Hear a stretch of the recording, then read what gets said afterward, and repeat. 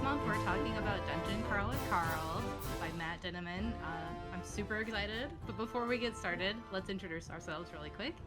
I'll go first. I'm Ashley. I am the editing track head with LTUE, Life, the Universe, and Everything Symposium. Jade, do you want to get us started? Sure. I am Jay Boyce. I write a lit RPG series called, well, I've got two of them, Siphon and Lotus Lake are my book ones. And I'm a longtime friend of Matt and Jeff, so I'm going to have a lot of random personal interjections on their life and stuff. Awesome. That's me. Jessica, do you want to go next? Sure. I'm Jessica Guernsey. I read the slush pile for several different editors, so I have a little bit different insight on the publishing world, and I also am a short story author.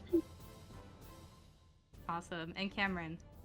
Hi, I'm Cameron Hopkin. I've written a couple of books under my own name, Gathering of Chaos, Wander the Lost. I'm currently working with a co-writer on some lit RPG stuff on Royal Road, and that's a ton of fun as well.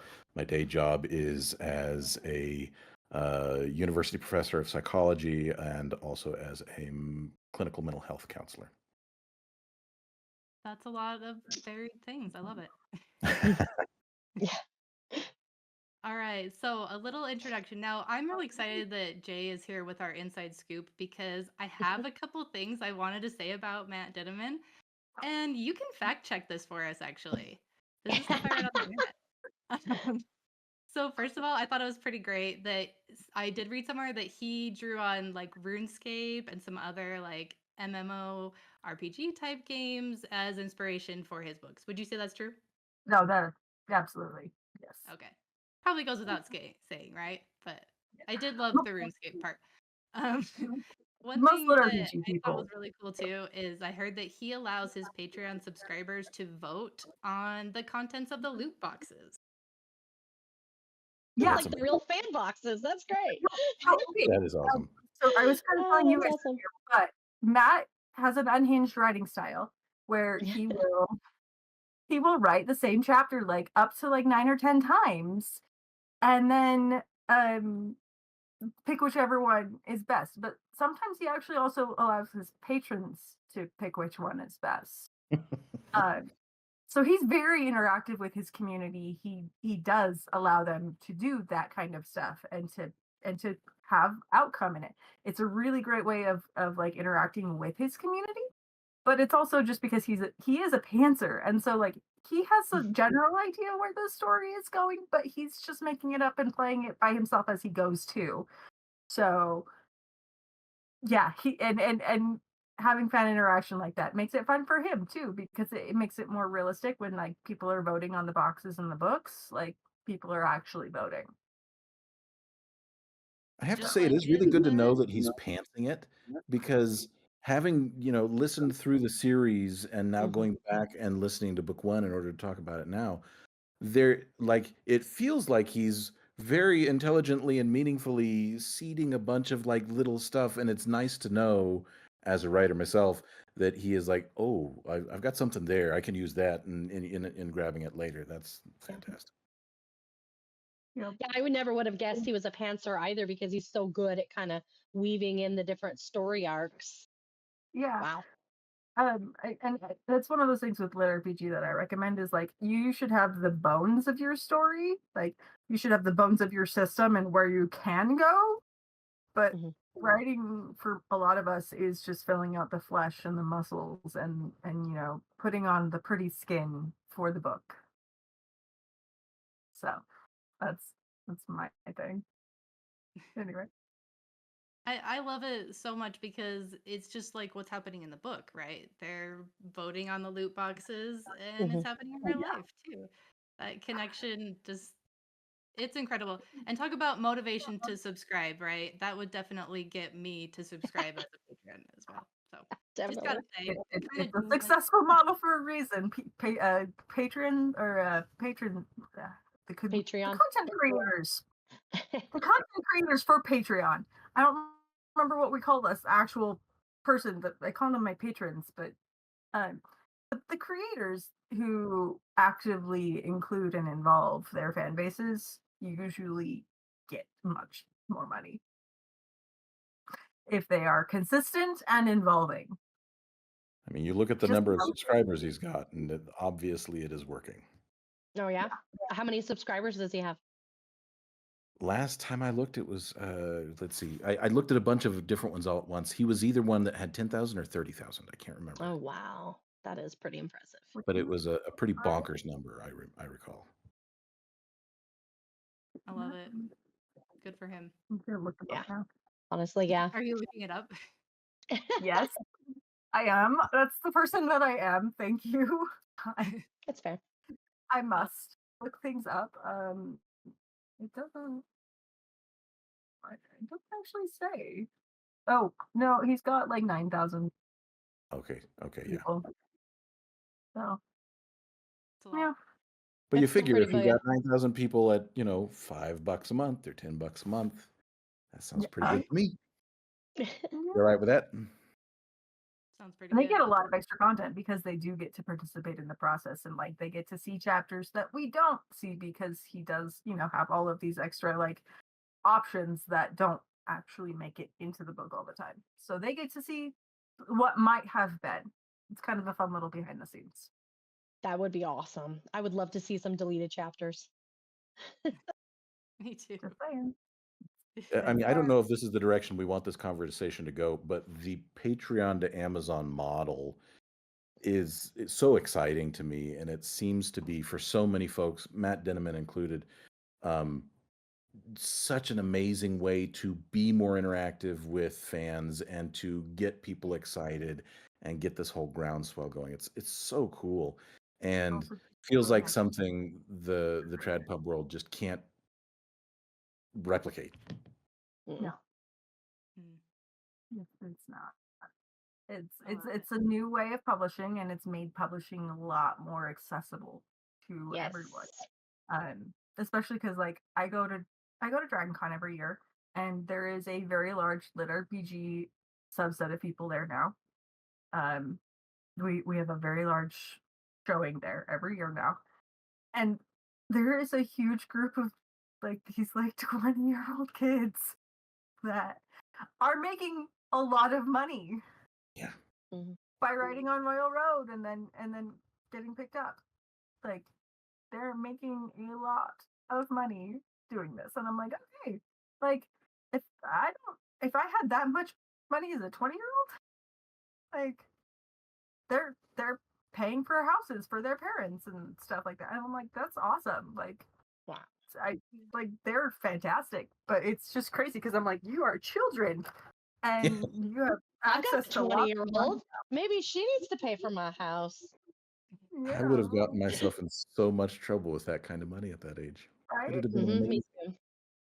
I would not have bought my parents a house. No. Yeah, I mean, some of them are more responsible than others, but there's a lot of European ones, and they seem to be the more responsible type. Mm. I don't know why. That's a good question. I think it's all the cheese in their diet. So much cheese. It's so good. And European cheese is so much different than American cheese. Not Yes, gonna lie. it is. I was like, I ordered feta cheese in England, and I was like, this is not feta. This is like a wet brick. What is this? I'm used to preservatives, okay? Yeah. Exactly. I have completely derailed the conversation again. It's okay. No worries. I wanted to circle back really quickly to lit RPG just for a moment for any viewers who are a little unfamiliar with the genre. Would you mind just explaining a little bit how it differs from, say, like a book about D&D or that ties in with a game? How is this different? So tie-in D&D books would generally be considered lit RPG, but not all lit RPGs tie-in, if that makes sense. And so lit RPG really the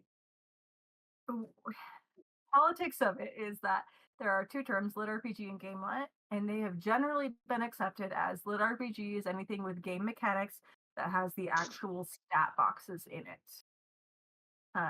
They have stat and quest and item stuff in it. Game lit is anything that has the elements but without the actual stats in it. And almost every lit RPG author is drawing from games and stuff that they have played.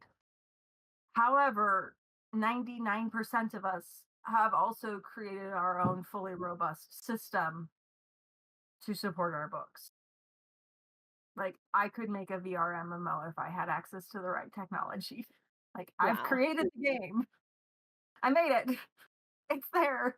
Uh, I I just have to like hand it to a game creator, and I could, yeah. Um, that's the thing. Like, if we had access to the right tech, we could. And there are some game who are writing lit RPG books now. Like, one of our most famous audiobook narrators is a previous game creator and writer. So you might have heard of him. His name's Travis. So like there's a lot of in that. There's a lot of things like that. So most of us have created our own very robust systems that hopefully we don't show as much. Like, that was one of the things in earlier lit RPG that we've kind of moved away from a bit, is that they were really crunchy or heavy stat heavy.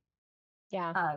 And we've moved away from that because such a huge part of our audience is audiobook readers.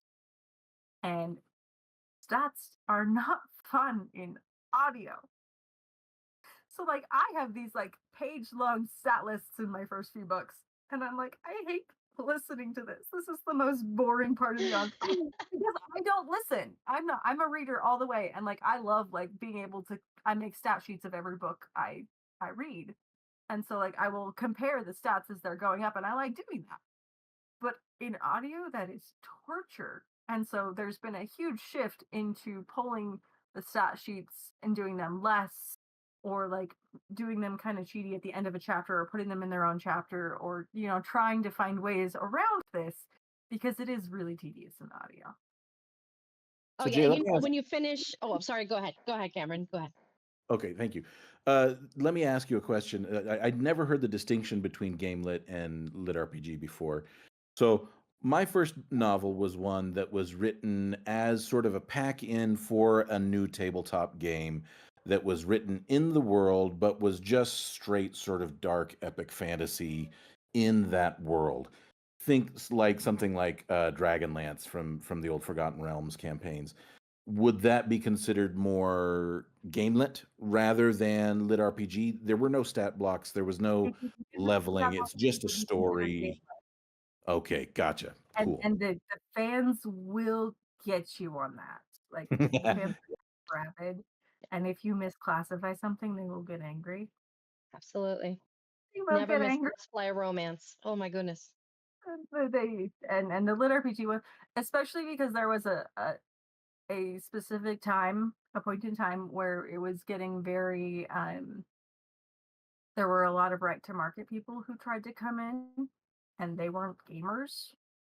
Hmm. And um so they were trying to take advantage of the shooting popularity of game lit and lit RPG, and they labeled stuff, and the fans were like, they got torn to shreds, honestly, because they weren't gamers, and gamers will know if you really love what you're writing. They do know if you understand what the mechanics are, and what the jargon is and things like that. So that is important, I will say. The comment I was going to make earlier is, I do listen to the audiobooks because reading the books feels too much like my day job. And I will start picking apart your plots. It's no fun. But so I read the audio, and at the end of the book, it gives you might also enjoy. And I find the ones at the end of the Matt Dinniman books, which are more lit RPG, are usually a lot more stats up front, a lot more stat heavy, as it were. So is that more of the old school lit RPG that they're listing these stats right off the bat, and they're talking about their inventory right off the bat without really any introduction to the world? Or is that just not a good book? Both. It's definitely more of a throwback. I think a lot more of the more recent ones have made that less, but, like, I'll say it again, we like our character creation. We do. We introducing the world and doing character creation is, like, crack for a lot of us. So, um, I not everybody likes it, and that's why there has been such a dichotomy, and it definitely depends on if you are reading the VRMMO ones, or if you're reading the Mm. post-apocalypse, or you're reading the isekai, or the tower climbers, or the card ones. There's a bunch of different kinds now, and depending on which one you are, they're going to be more stat heavy or not. Okay, good So to know. the VRMMO ones will definitely have more stats, just as a Because general. that's the style. Yeah, It's been a real education for me. I started in on lit RPG more or less with Dungeon Crawler Carl, me too. um, Well, and after sight. and I loved it. Like I had a ton of fun with it. Listened all the way through the series, um, and then thought, oh well, I should branch out from here. And not to throw anybody under the bus, because obviously this other author is doing super super well. But I went from Dungeon Crawler Carl to Primal Hunter, which has been around a little bit longer, and is another Zogarth that is making tons and just That's crazy money. exactly what you're talking about. But then coming from Dungeon Crawler Carl and going to Primal Hunter, I was like, "Ooh, I'm kind of struggling here at the beginning. That is a lot of numbers being thrown at me in my ears, and they keep coming back around, and there is not as much characterization, and there is not as much plot right up front, and like I had to get used to it. I had to sort of settle into it, and now that I have, I'm really enjoying it, of course. But I feel like Matt Dinniman has really sort of hit the sweet spot with enough stat blocks, enough loot Mm. boxes, and enough numbers to satisfy the "I need the numbers to go up" crowd, while Mhm. still giving enough sort of fantasy vibe for the more general reader to jump in on the story. Oh no, that's I agree. absolutely true. And I mentioned earlier that I keep stat sheets of the books that I'm reading as I'm reading them because I like to watch the numbers go up on my own and I like to keep track of things. I also send notes to authors. I do. I will highlight. I'm like, this is wrong. Can you please go fix this, please? And I have to say, I reread books 1 and 2 this morning, and I have no notes to send Matt. Was a miracle. Honestly, I haven't had that happen in a while. I was like, oh, like I maybe I sent them a couple years ago. I don't know because this is not my first reread, my first read of them. So like maybe I sent them a couple years ago. I don't know. It's possible I did that. But it was very clean, and I was like, oh, this is really nice. I like my editor brain turned off, Mm. and I could just read. I But love yeah, when that happens. and it's a hard line to balance because and I was actually looking at this earlier because I was looking at at the sheet, and what he does is he literally has only given the actual stat sheet by the end of book 2. He's only given the full stat sheet 3 times. That's perfect. So Hmm. he only gave it once in book 2. He gave it once at the very beginning of the book. He gave it again when they got their class updates, and then he gave it once in book 2. And then he sprinkles in other, oh, this stats at this point, or they've got this many views every 4 or 5 chapters. They gives Yeah, a view count, right. or like, hey, this skill has gone up to that, but he's never given a full. If he gave the full list of skills, it would be overwhelming. Oh, absolutely. Overwhelming, which he is very smart in not doing that because it also means that people can't be like, oh, but you said this. Oh, but you said that. And people like me going, hey, you said it was this in this chapter, and then 4 chapters later you forgot you did it. Can you fix that? Because that's what I do. And people catch it. As someone who is currently putting a card battler on Royal Road, like they catch it if we make a Oh no, mistake, no, they are there and for it. They will they get pissed. Yep. they will get you. Which is actually another nice thing about Royal Road and Patreon is that you basically have a whole bunch of free editors It's amazing. or Is people who pay to it? be your editors. They will pay you to be your editors. It is That's fair. great.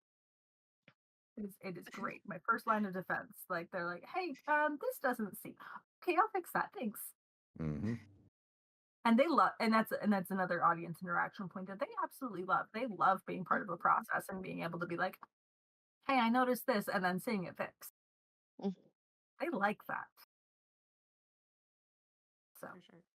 it's just one of those things that's like really nice in that it's free editing and it makes them happy and they pay you for it. So Yeah. Totally. Totally. I think you guys bring up a really good point and something I wanted to talk about actually. I feel like Matt does such a great job balancing elements in these books. So Mhm. like there's the game elements, there's the stats, there's this whole viewer element, there's like what's going on behind the scenes with the aliens and the politics and then there's of course our action and what's driving the plot forward and the characters. How do you think he does that? For me, it kind of makes my brain want to explode because that feels like three different books or something, like balancing them all into one. Do Mhm. you guys have some thoughts about that? I think it's magic. Honestly, it's magic. things everywhere. No, but it is Really really hard, especially if he's a pantser, and to get all those perfect little threads. I don't know if you guys ever do any like fiber arts or anything like that, but you got to weave threads in a specific way if you want the specific pattern. And that's exactly what he does. I mean, he hits us with the humor. And so we immediately love the characters because who's not going to love Princess Donut? I'm sorry, who's not going to? I'm even a dog person, and my dog is in the room and might be offended that I just said that. But he's so good at making you care about these characters. And so when they're in the perilous situation, you feel it. You feel it. He's very good at balancing the action with the humor and then also the serious moments. So like I never feel like it's all action, action, action, action, action, and I'm tired and exhausted and I can't read anymore. But that is a very hard skill to do, especially in the lit RPG books. I feel like a lot of them are so action based that it feel like you never get a breather. the But funny I story. really like the way he does it. Oh no. Actually intentionally do the humor. He was writing this as a horror book. Yeah, I can Um, see that, honestly. yeah, Really. he was Some of writing the as a horror book, monsters. but that's just his dark humor coming through, and like Okay. just who he is as a person. And so like I actually was reading. He did a Reddit AMA, and I saw it, and I was like looking at it, and he's like, "Yeah, no, I don't intentionally include the like." He doesn't intentionally go from like the moments to humor, and he's like, humor is a coping mechanism. Yeah. He's using the characters getting from point A to B, and like that's their coping mechanism. So that's where a lot of it comes from. Is that that's how he sees it? Is humor is a coping mechanism, and so they are dealing with it and dealing with the horrible situation that they are in a dark, humorous way because that's their only way they can That's the only cope. option. Yeah. Yeah, I love it. it's really interesting. You talk about sort of the horrific elements of the book.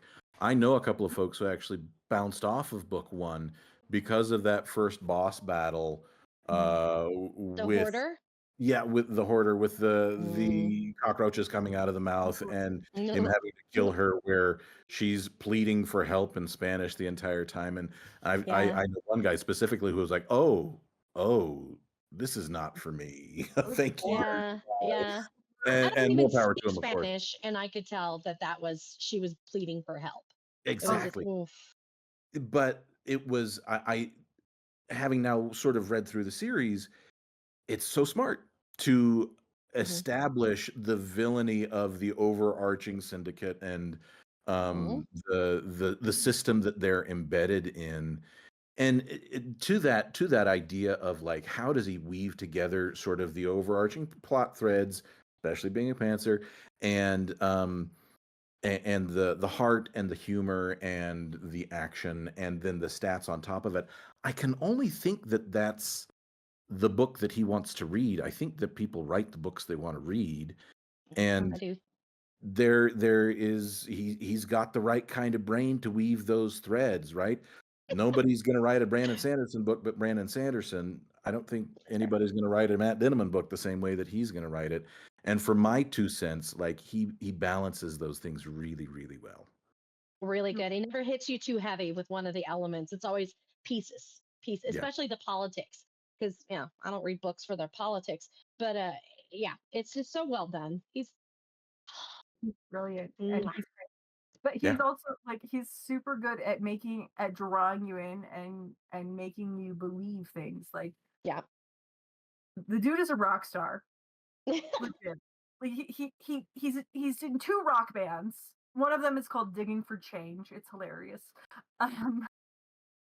But he's also like he worked as a psychic medium where people would call in for a psychic. That's amazing. And It's so he great. was really good at it because he could keep people on the line, like just believing his whatever he was BSing.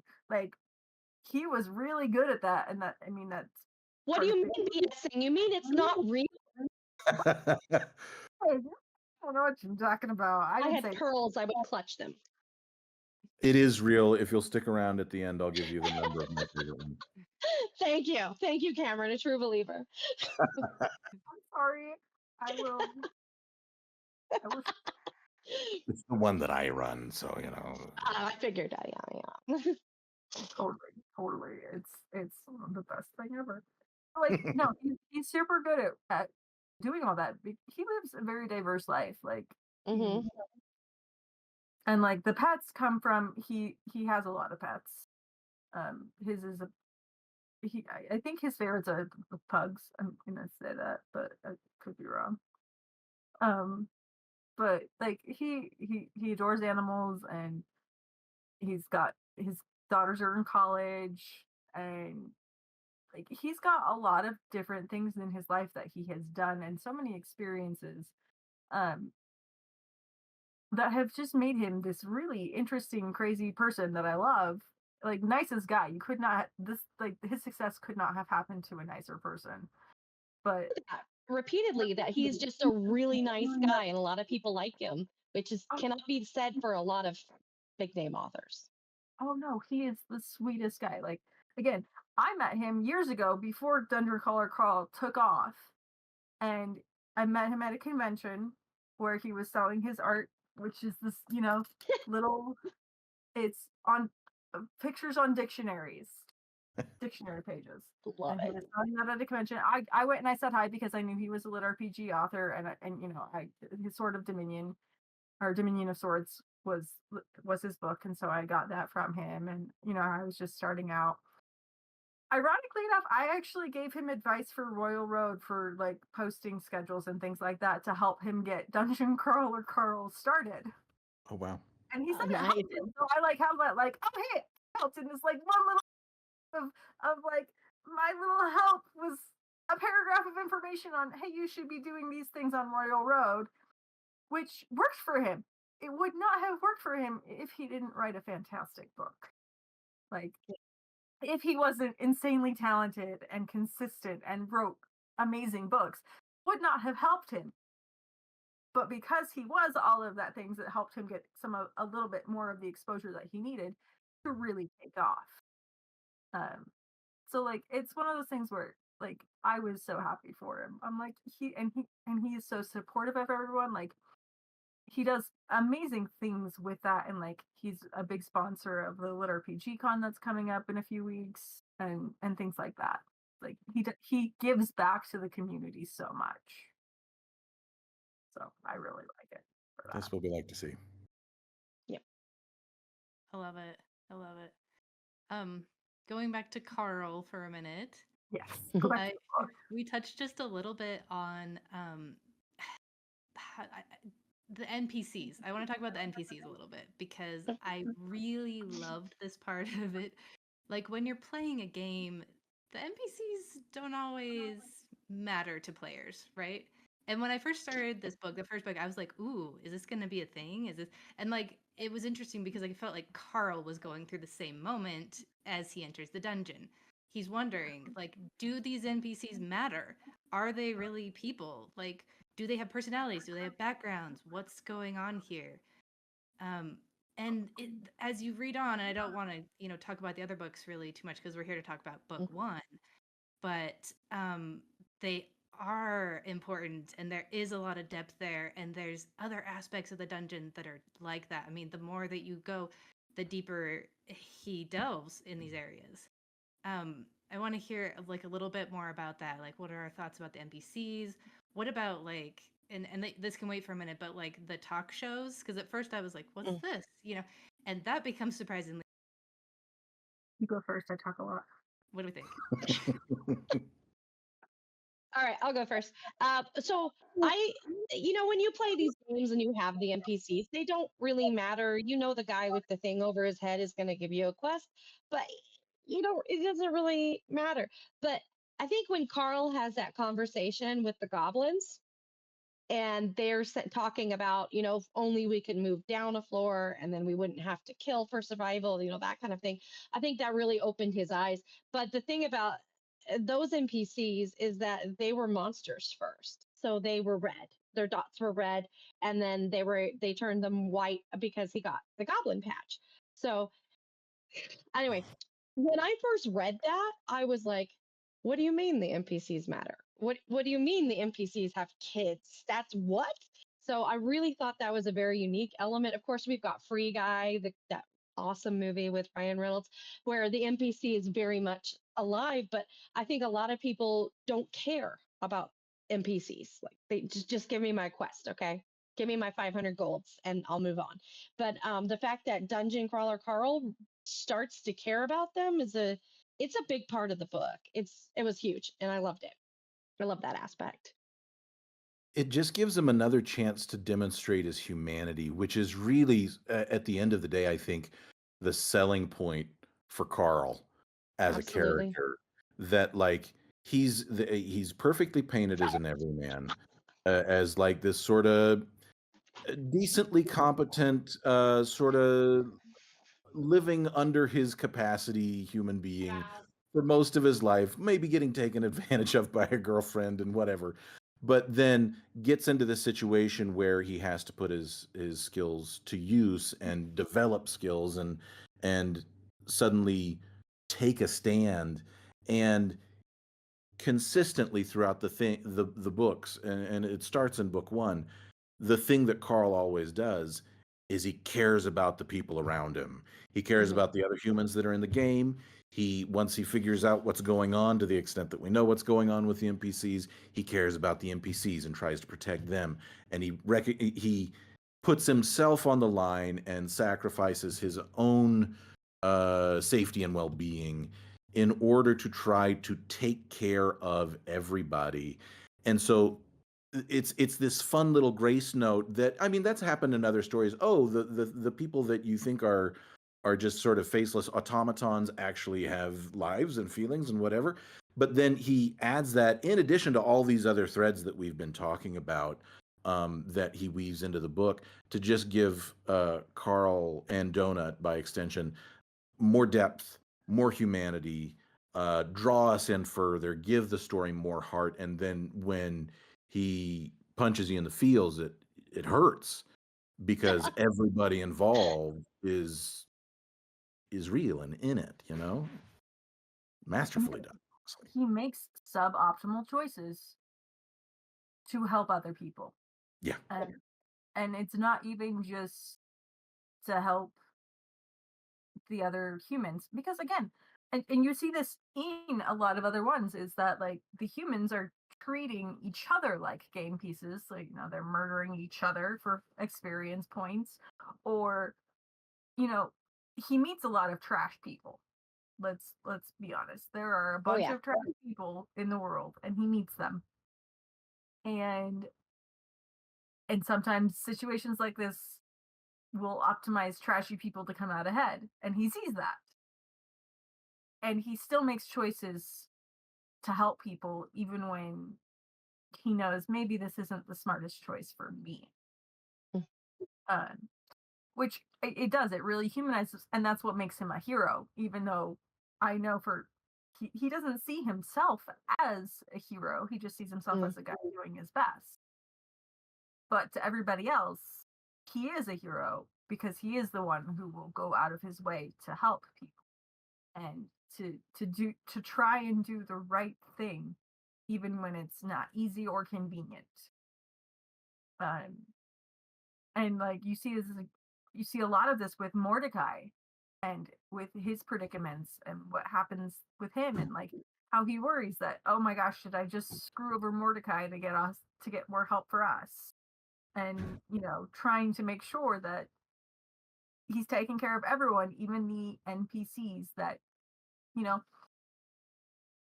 the other people aren't attached to their trainers. Not really. They're not attached to their trainers. They don't care. Like, and to be fair, most of their trainers don't care about them and give them terrible advice. So That's true. Toy Street there, kind of. He got lucky with getting a good one. Yeah, but it's one of those things that like it shows the humanity in people in different situations, and he's really good about showing the circumstances behind everyone. How even though they are stuck in this loop, they still have feelings and they still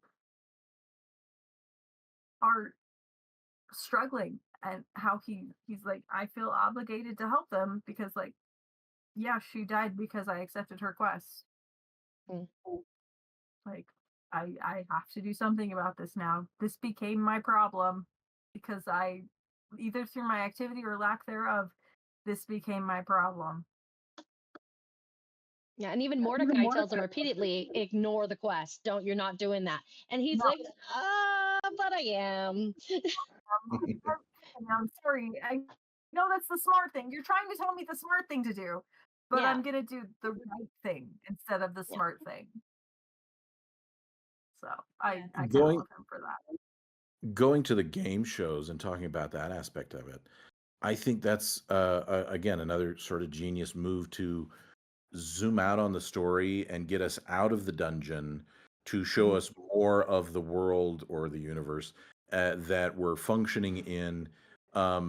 It of course has strong echoes of Hunger Games, and that's fine. I like Hunger Games too, so that works just fine. And there's plenty of echoes there, but it allows for a different sort of level of the story to come in, and we get to see more than we would otherwise than if we were stuck in the dungeon all of the time. And so that kind of sort of cutaway occasionally, I feel like then adds, and you get that great his comeuppance of the maestro in this book that is just beautiful and so satisfying because everybody's met that kind of person and wanted to just grind them into the dirt, and you never can, and he manages, and so it feels so good. But at the same time that's happening and you like Carl all the more because of it, then also we're getting so much information about the political factions and what's really going on between these different corporations and with the game and it going too soon and all of this stuff. And you start to get these shreds of information that form the through line for the series. Exactly. Yeah, and he like just sprinkles it in like here and there. Like you find out, oh, this one little thing, and then it like suddenly becomes important, and like it's so masterful. And he remembers, and it's like got great recall. And it's like, I just made that connection because of that other thing that happened 2 books ago. But yeah, it's amazing. It's really well done. Like a 200-page spreadsheet, and then they had to make a second spreadsheet to keep track of the first spreadsheet, and it's. I love spreadsheets. Well, spreadsheets are great. Matt's is insane, and they had to like get a whole new person to like just assistants to keep track of things because that's great. Great. So great. I wish more authors would do that. I have like my spreadsheet's only like 50 pages long. That's fine. Oh, Wow, that's wow.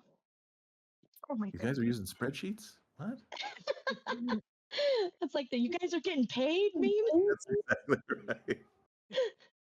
Use a spreadsheet. That is any lit RPG author should use a spreadsheet or you will die. I would agree Because with that. if Yeah. you keep track of the And I numbers, am you will currently get dying because screamed I don't at. have one. You will get Get screamed you at a through spreadsheet. I gotta get me spreadsheet. one. I'm the spreadsheet queen. I bequeath you with a spreadsheet. You should use it.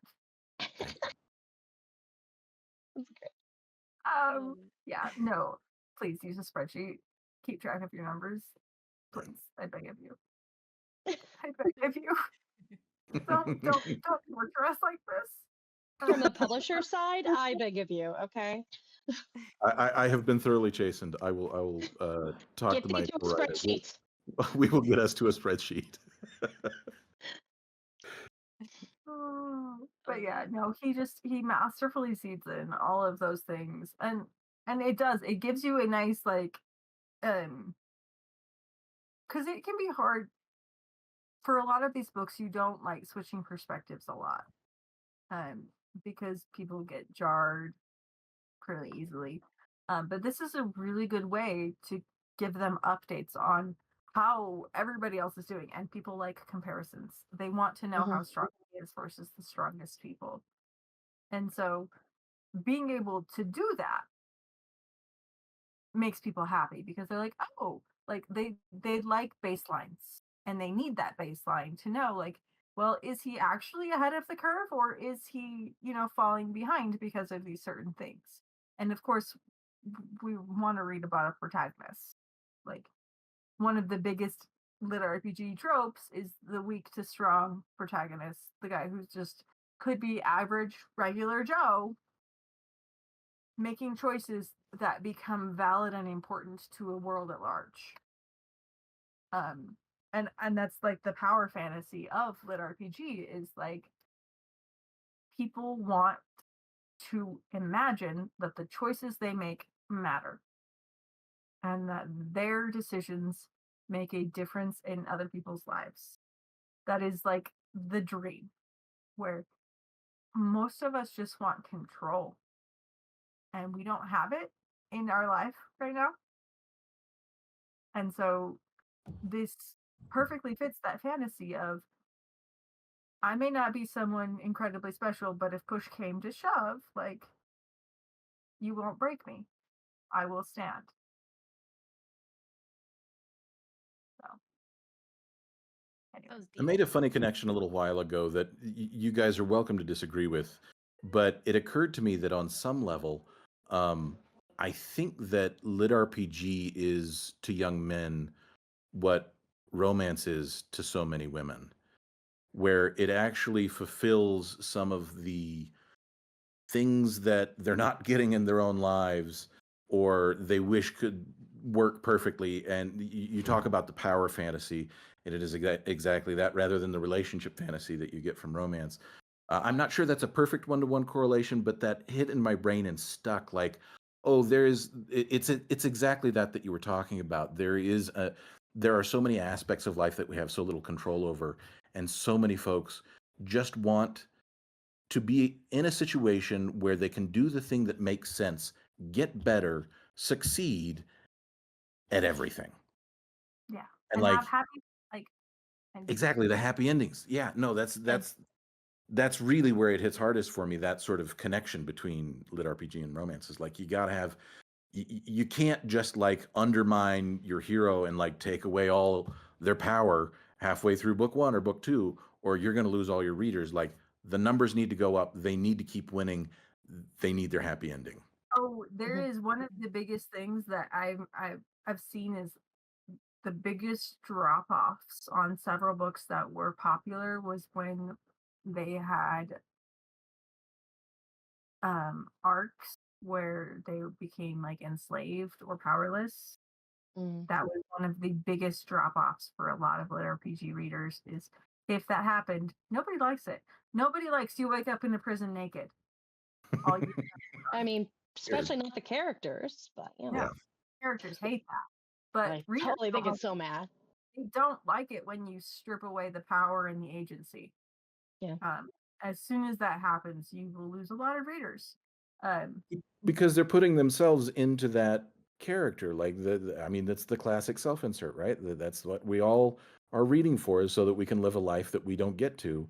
And you go from the power fantasy to naked in a cell, and everybody bounces. Nobody likes that. Yeah. And that's I will agree with it, actually, because I mean my two genres are romance and RPG. So like, and it's true in both cases. That's how it's idealizing something that I don't currently have. Yeah. And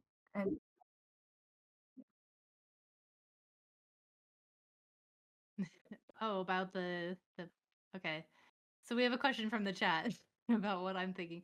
I'm I'm fascinated by this conversation because I didn't have that reading the book. And so I feel like I'm just sitting here, jaw dropped a little bit, like, wow, this went deeper than I thought, as far as genre goes. And I haven't read a lot of lit RPG either, but this was a great introduction. I've had people recommending it to me for years and just never gone there, always been reading something else, definitely stuck in my genres that I love, but this has been a great introduction, and like I said, much deeper than I thought it was going to be, especially as I go along with the NPCs and the thoughts that you guys have. It's just been a whole experience reading these books, to be honest. And I haven't finished the series yet, and part of that is because I'm spreading it out. I don't want to mow through. well, it's not done yet. It's It's not not finished. done yet. I hate Do we that. know how I many books didn't he's read? know it was a series. The So worst. I know he had originally made a goal for 10. Oh, That is I mean, we not got 18 floors. I keep that is hoping. not I don't know if I can emotionally survive for 10 books. He was at 9, I thought. Oh, we're at 7, aren't we? Seven. Oh, we're Seven seven. just got released in March, I believe. Okay, I think my brain Yeah. was not on track. We were on floor 10 or something like that. Yeah. Yeah. But yeah, originally I think the plan was for 10, but he said that's not set in stone. My guess is he's gonna go to 12 Yeah. Oh, because Donut better not die or we all riot. That's all I'm saying. no. Bring it. I'll read these books, as many as there are. 12 is a multiple of 3. It's easier to make into omnibuses. That's fair. Yeah. Good idea. Oh, man. That's why I say 12. I love it.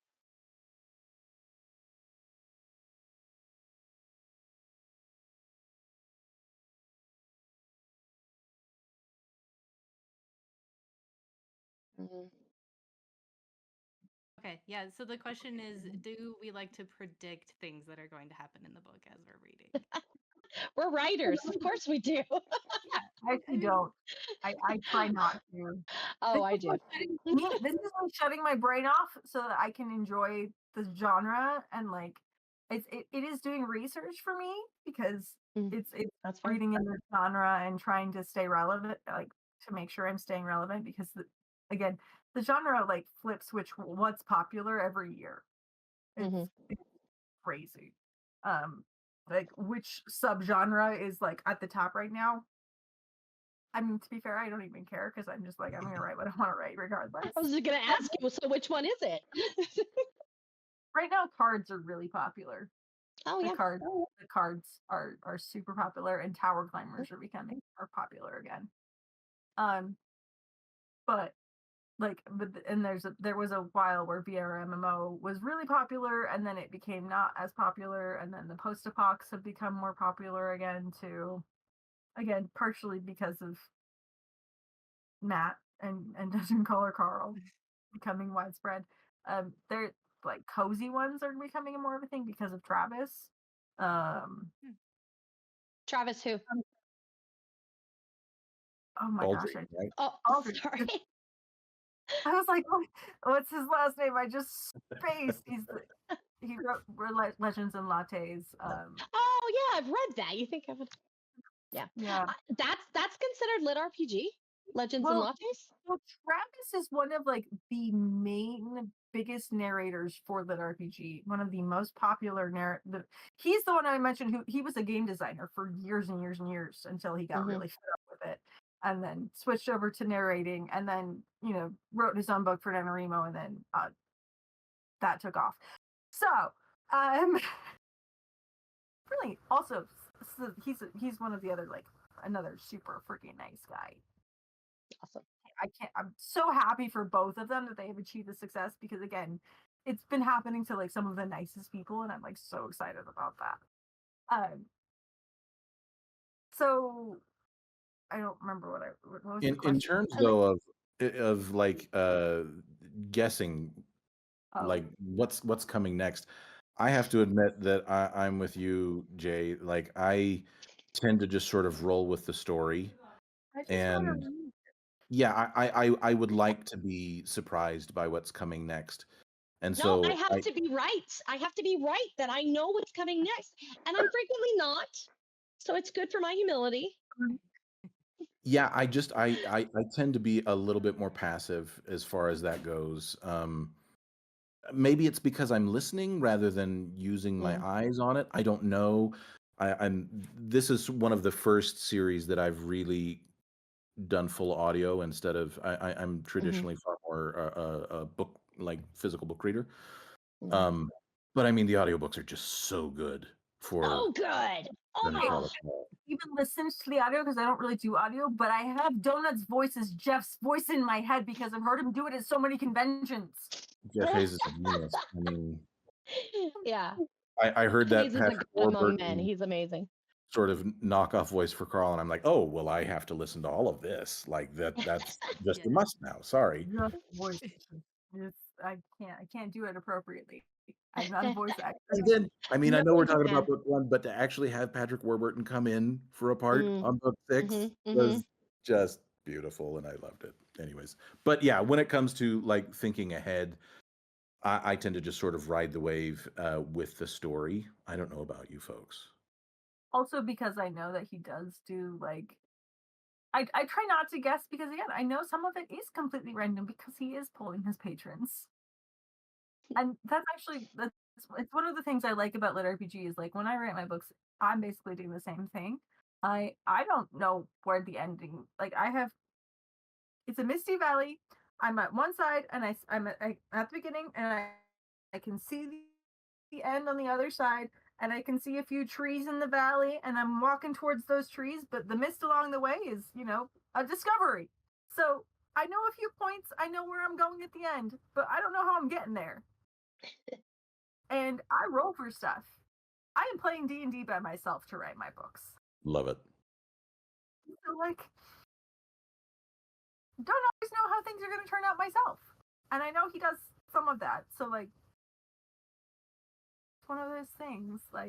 Even he doesn't necessarily know how things are going to turn out. So why should I guess? I'm just going to enjoy the ride. Yeah. I love that. I think too, for me, I do predict things often. I just can't stop. And one thing that really helps me with these books to not know what's happening, and I love being surprised. That is the best when it doesn't go the way I wanted it to go. Only when it's a good surprise, justifiable, he's laid the breadcrumbs. True. So when it's oh, I did not see the headless sex doll or the head of the sex doll becoming a main character in the book. I didn't see that. But I liked that surprise because he's already given me such other strange characters that I'm like, okay, I believe it. She's a part of the team now. So it's just, yeah, you have, if it's going to be a surprise, I have to believe it. There's been some surprises, not in Matt Dinniman's books, of course not, but in other books that I've read, I'm like, no. So he does not do that. He lays enough of the breadcrumbs. I agree. Yeah, no, he sets the foundation. And one thing that he uses a lot, and I like his use of it. I don't always like this, but he's good at the unreliable narrator, and it allows for that surprise. And he does it where it's Carl doesn't always know something that happened, right? And then there's the other way where Carl does know, but Carl's not telling us. He's not letting on because the scene just cut and something else has happened, and we're not going to know until the end because Carl is trying to keep things secret from other people, right? I think he's really good at using it both those ways and giving us those surprises that, like you said, they do fit. He builds the foundation. He's slowly giving you the breadcrumbs. He's building it like a Lego set or something, okay, like brick by brick, so till we get to the end. But you don't get to see the finished product or like zoom out or anything until he's ready for it. And it's an issue of timing. It's an issue of what the characters are doing and saying and what we're seeing, what's happening on the screen, so to say. He does it in a variety of ways that I do love, and I don't even need to like guess. I can just enjoy the ride more than most books that I read, where I'm trying to guess and trying to figure it out. I will say that the cutaway from the scene, I don't think he does it in book one, but in some of the later books, he'll cut away from a scene halfway through when there is some information about to be revealed, and then flash back to it later. I don't love that. That feels a little cheaty to me. And I understand why he does it, and it's not like super offensive or anything. Like it's fine, it works. But for my 2 cents, that particular way of hiding information from the reader by simply not showing it to them rather than having the main character not know it, I don't love that one as much. The other ways that he then sometimes gets around it by having Carl not know something or become aware of it, that he already does know it and just hadn't figured it out until now, that all works great. But the scene cutaway is one that I wish I don't we didn't see. Mm-hmm. Fair. Very minor So, gripe, though. just as a minor thing that made me laugh because Jessica was talking about Samantha. One thing that I laugh at because Matt regrets including it in the book is the AI's foot fetish. Oh, are you serious?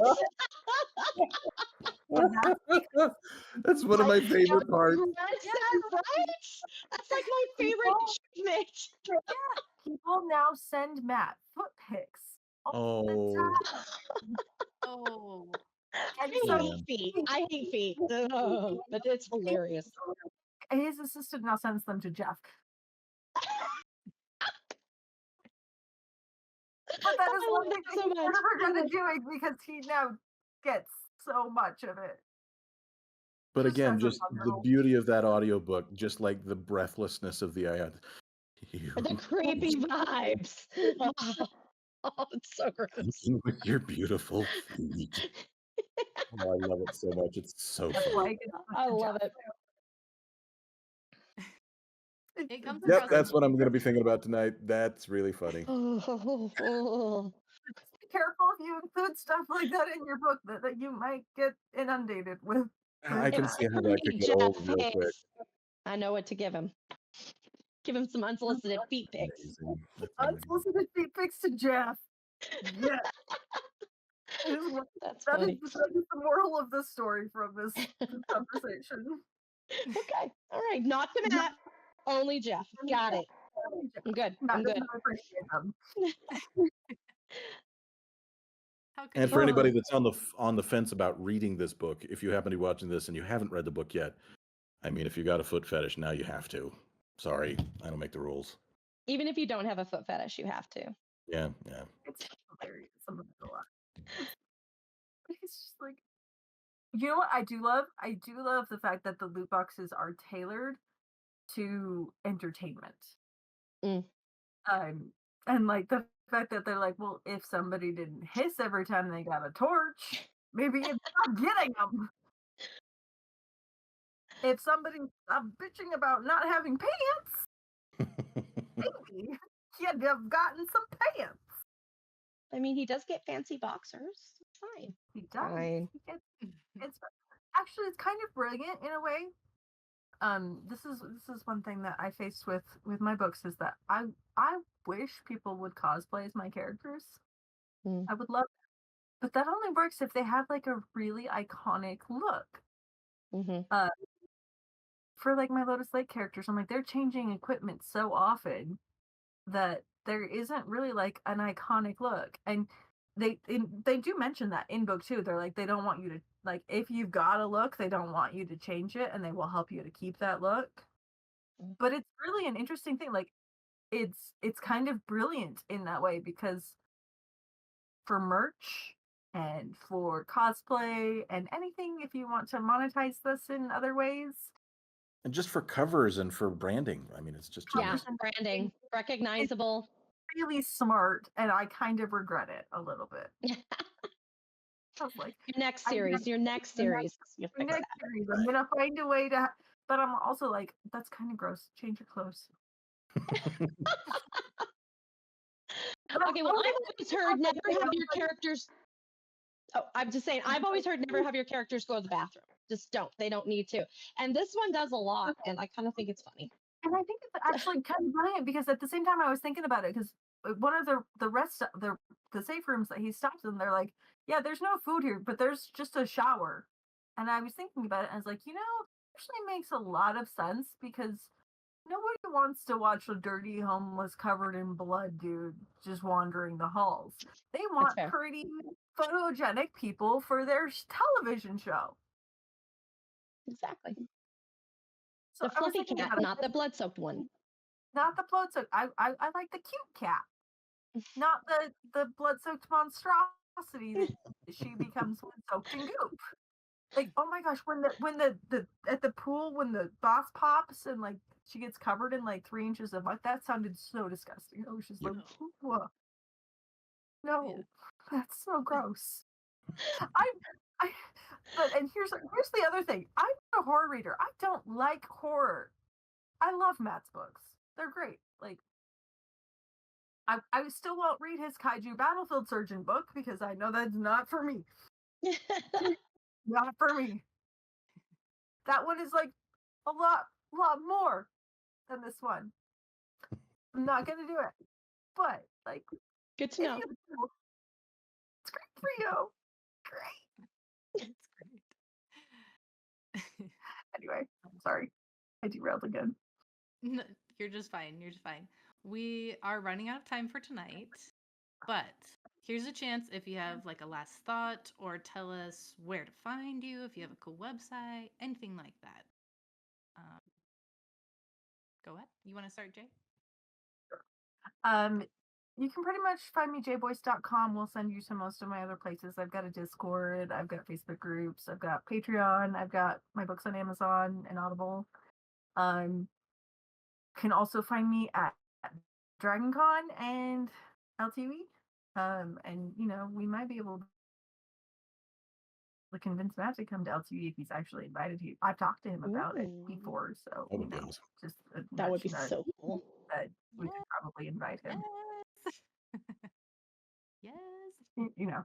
Just in case the organizers want to hear that. Yeah. In case you know someone who is, in on that decision. For me, I've got a couple of books up on Amazon. If you want to go looking for Cameron Hopkin on Amazon, I am currently working on one of those card lit RPG stories on Royal Road that we were talking about before. So if you're looking for a good card battler lit RPG, you can look for Source and Soul on Royal Road. And my website is my name, as difficult as it is to spell. I do anthologies, so it's mostly not my name. It's on the cover, not on all of them. So, but it has all my current availability on there. I've even been in a coloring book twice. Nice. What? Is that Tanya's? Yeah.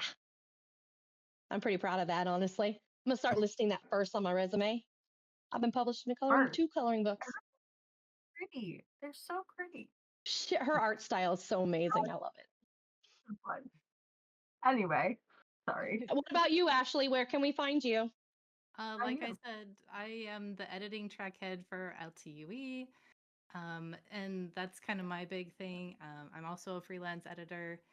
My website isn't awesome right now, so I'm not going to give it to you. But if it works, it's just very mediocre.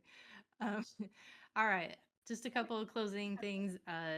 Please subscribe. We love our podcast. It's pretty awesome. You can also sign up for the LTUE newsletter. at LTUE.net. You can pre-register for next year's event next February. We're already looking forward to it, even though I feel like we just ended the last one. And I mean, it was 2 next months. month. It's Sorry, what was that? It's been 2 months. Not that long ago. Yeah. They went I'm by still quick. bruised from it. No, I'm still bruised from my fall down the stairs at LTUE. It's great. oh, No. sorry. so bad. Oh, I'm so I sorry. dove head first down the stairs and Ryan had to bring me ice. It was great. oh. My Oh, You know how shins Jay are likes still to make an bruised, though. entrance. I mean, everybody Yeah, but remembered it, within I'm like sure. 20 minutes of arriving at LTUE, so it was my first thing I did there. It's like, this is who I am as a person. This is why I would be one of the first one deads in this world. If I got pulled into Colorado, I would be dead because I would have tripped over my own foot and just The got. AI might have liked that though. I would have been that person when the hole opened up in with the nursing home people, Mhm. and they just fell. That would have been me. I would have been one of the people Oh, who just fell. I forgot about that. Oh, I forgot. Sorry. Bring up the trauma at the end. What's a podcast without a little trauma? It's fine. Oh. Okay. A dark horror comedy. It fits. It's fair enough. Yeah, that fits. Okay, last thing. Next month, the end of May, we're going to be doing The Crystal Shard, Legend of Drizzt. I hope I said that right. I'm not great at this kind of stuff. By Isn't it R.A. Drizzt? Salvatore. I don't know. I don't know. It Right? seems like an old Forgotten Realms one. I've never pronounced it out loud. As someone who read it when he was like 12, I am highly offended, and that is accurate. These were at my house all growing up. I just never read them, which is Yeah. weird. I saw them, but I never actually They're good books. got into them. They were my brother's books, and I wasn't allowed to touch. Oh, my brother had all the Dragonlance. I stole them when he was at school. That's what you do. I still have a couple books I stole from him when he went Yeah. to college. I still has one of his shirts that I stole, actually. I mean, that's what you do. You steal from your older siblings when they leave the house. It's true. All right. I never Thanks tell you. everyone so much for Like joining herding us. cats. This I'm has sorry. been great. It's like trying to get Donut to behave. I'm a parrot. I'm a parrot. I just